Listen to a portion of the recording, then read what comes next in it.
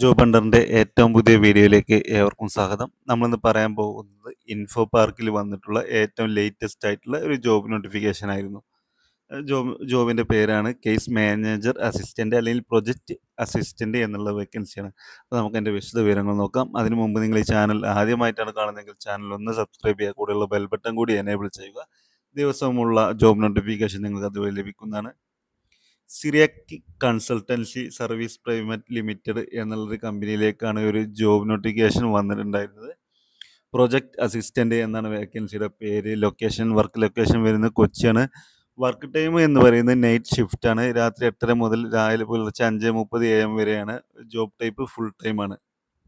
കമ്പനിയുടെ ഓവർവ്യൂ എന്ന് പറഞ്ഞാൽ we are all well established CPFM firm based in USA providing a wide range of accounting taxation and advisory service എന്നാണ് പറയേണ്ടത്. ഇവരുടെ service എന്താ വെച്ചാൽ ടാക്സേഷനും അങ്ങനെയുള്ള കാര്യങ്ങളൊക്കെ കൊടുക്കുക എന്നുള്ള വൈഡ് റേഞ്ചിൽ കൊടുക്കുക എന്നുള്ളതാണ്.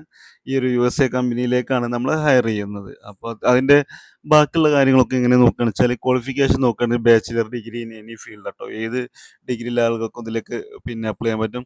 പിന്നെ പറയുന്നത് എന്താ വെച്ചാൽ excellent communication skill in English പറയുന്നുണ്ട്. ബോത്ത് റിട്ടൺ ആൻഡ് വെർബൽ എന്നാണ് പറയുന്നത്. എഴുതാനും വായിക്കാനും നന്നായിട്ട് അറിയണം എന്നുള്ളതാണ് പറയുന്നത്. എക്സ്പീരിയൻസും കാര്യങ്ങളൊന്നും അതിൽ പറയുന്നത് കണ്ടില്ല.